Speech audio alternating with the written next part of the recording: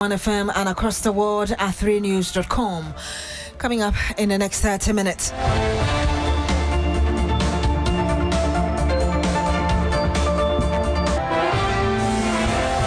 NDC General Secretary Fifi Kwetey exposes lawyers cutting deals to shield former officials, threatening credibility of government anti-corruption promises. Punishment must be exacted and things have to be done. Some among us are busy trying to cut deals with people who are supposed to be prosecuted. Some are becoming convicts through whom pressure is being brought to bear on people who are supposed to do what is right. We'll bring you more of that. Also coming up, a Minister for Communications chairing stakeholder committee meeting with MultiChoice Ghana to evaluate and agree to DSTV pricing in the country.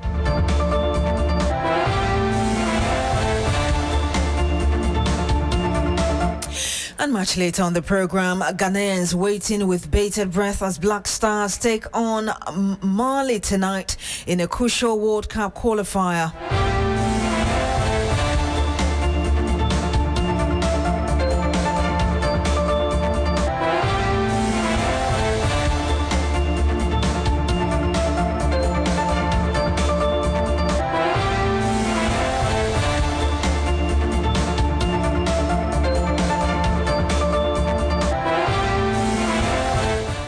Thank you very much for joining us this afternoon. Now the alarm bells have gone off.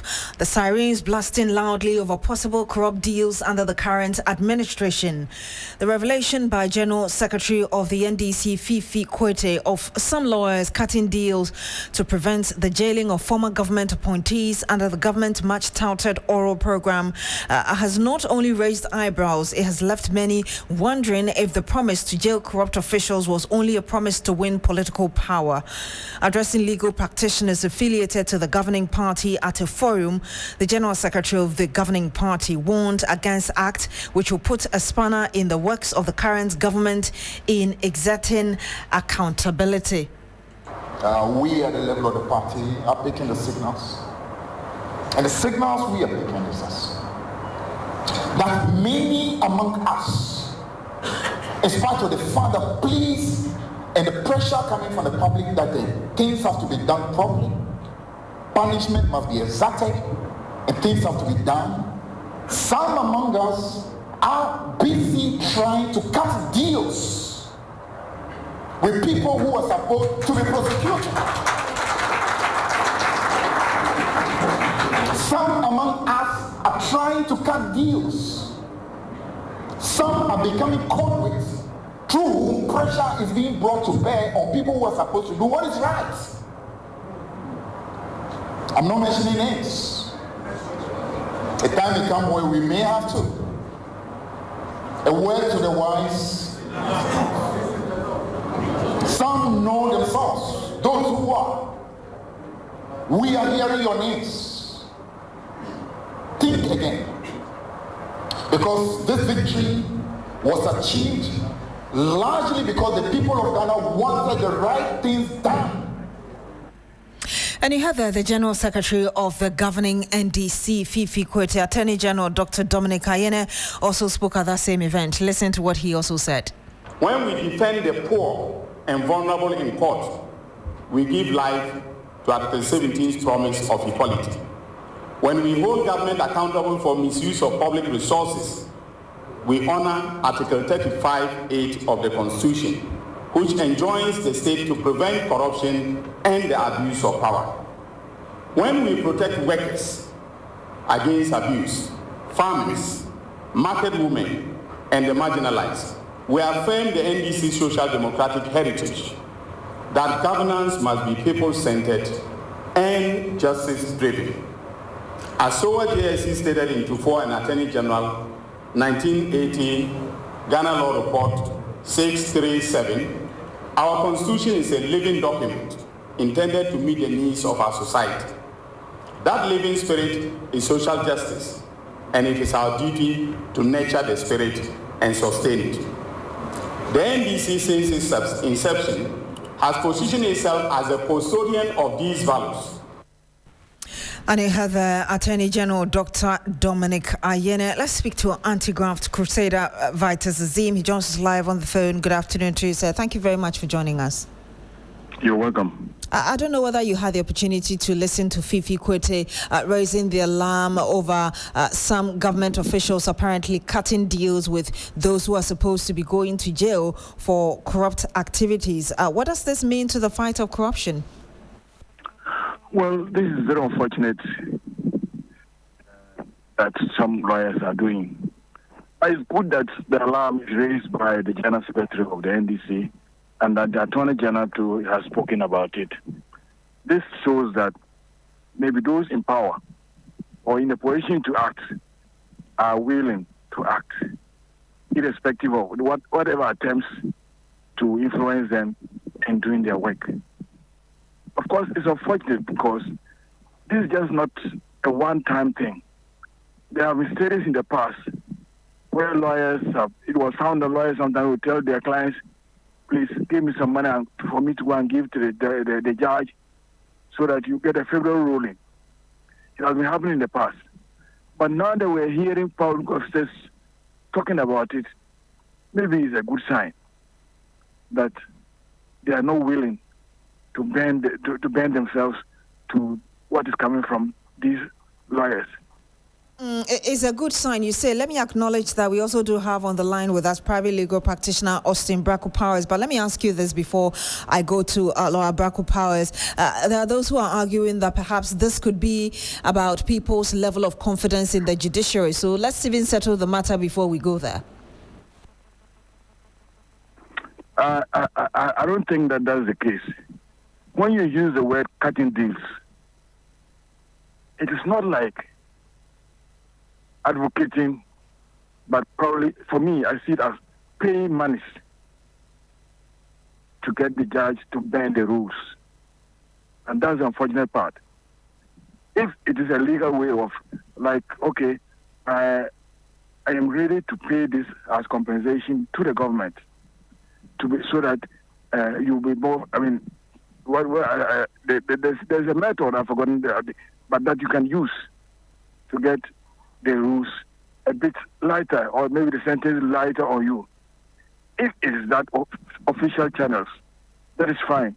But when you use the term cutting deals, it's like you are bribing people to influence them in taking decisions on the cases that are before them. And that's the unfortunate part of it. I want you to hold on, Mr. Azim, whilst I get a thought of Lawyer Brackle-Powers there. Mr. Brackle-Powers, I'm just wondering whether this comes to you as a surprise, the revelation from the NDC General Secretary. Yeah, so the question is, Beatrice, are you shocked? For me, I'm not in the least surprised.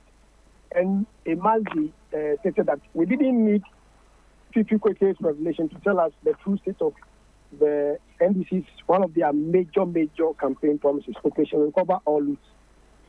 The thing is that the first action of the AG, whereby he discontinued a string of high-profile cases against some NDC members facing trial, says it all. And I see this as a usual campaign promise. And the point must be made clear that the fact that you claim or you suspect someone to may have engaged in some financial malfeasance does not mean that the person is guilty. So Fifi Kwetey's commentary, in one way, it's in a way just concluding that some so-called people are guilty. That's not the case. And it is not for his determination to make that comment, because it is the appropriate forum, that is the Court of Competent Jurisdiction, that has the duty to decide or pronounce as to whether or not a party is guilty or not guilty. But by and large, here is the catch. I think the NDC faces an inherent risk in the next election if they are unable to implement the ORA, because it is one of their major campaign promises. But, Beatrice, I'm not in the least surprised.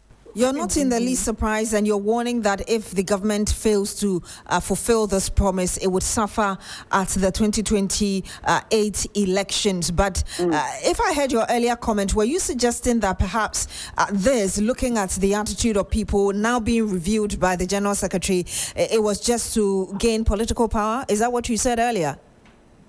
That's what I'm saying, that when you look at the posture of the Attorney General, even just 1 month after they took office, it is that alone is pregnant. It has a lot of things, whereby he discontinued actions against NDC members who are facing various trials for some economic loss to the state. You discontinue those cases and you let them go. Which is, what does that tell you? The thing is that already the Attorney General has set the tone. So if NDC members or NDC lawyers are cutting deals, that should tell you that even the one who is supposed to be in charge of prosecutorial or who's in charge of prosecution has already started cutting deals. How much more the lawyers in the party? So you're claiming that the government is not serious at tackling corruption. Is that what you're claiming? Which is, the government has not shown any seriousness in handling corruption by its first actions. And if they want us to take them seriously, they must set the right tone. Those members who are, the thing is that, which is, you cannot pick and choose. When you come and your members are facing trials, you must prosecute them. Because if the government is a continuous business, you can't come and say, I'm only coming to prosecute another party and leave my party who are being found, who the Attorney General claim or believe that they may have caused economic loss to the state. You must, as a government, you must be dutiful, you must be impassionate, and you must not take sides. But with what this government at the tone in regard to corruption, I don't think they sounded the right tone when it comes to corruption fight. And I'm afraid I don't see them fighting corruption as they promise us. Let me get this from you very quickly, and I'll get the final word from Mr. Azim. Mr. Azim explained that he doesn't think cutting ways, as it were, means that the people do not want to go to court. They rather want to get some sort of favorable judgment for the individuals who have been accused. Is that how you interpret it from the point of the law? No. It is first off, it must be noted that, when a party causes economic loss to the state, there's an opportunity for that party to opt as to whether or not he or she will want to compensate the state for that. In that realm, it is okay, but you cannot do that at the blind side of the court. The court must be involved.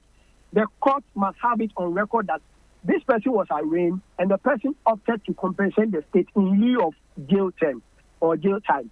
But when you do that at the blind side of the court, that is not proper. It is not appropriate for them. In the end, when there's a new government, the new government can decide to pursue you because there's no evidence on record that you have indeed been relieved of those charges that have been leveled against you. So even though I agree with the anti-graft... Mr. Azim. Yes, Mr. Azim. I think the thing is that you must regularize it. Everything must be regularized. And I've always said that those who are cutting deals, it is to their detriment. If you are cutting deals at the blind side of the court, what he says is that the percentage you are paying to the government is not on record. That means the next government can pursue you and handle you for that. So make sure that any deal you cut with either the Attorney General or any representative of the government. Here. Thank you very much. And you had the lawyer Justin Bracco Powers there sharing his views with us. Mr. Azim is still on the line with us. Very briefly, Mr. Azim, I'm sure you heard lawyer Bracco Powers there thinking or saying that he doesn't believe the government is that committed to the fight against corruption. Your thoughts? Well, the initial action by the Attorney General, especially with regards to NDC-affiliated persons, actually gave an impression that this government was not interested in fighting corruption. And that was an unfortunate thing that they did, just coming to pardon or withdraw cases involving NDC top people. That was very unfortunate. But we still have to wait and see the people that were brought before the order, especially those that are NDC, if there were people that were NDC as well. We have to see how the Attorney General will handle them. So before we can actually conclude that the government is not serious about fighting corruption. All right, here. Thank you so much. And you heard Vitus Azim. He's an anti-graft campaigner. Earlier you heard lawyer Justin Bracco Powers sharing their thought on the revelation by the General Secretary of the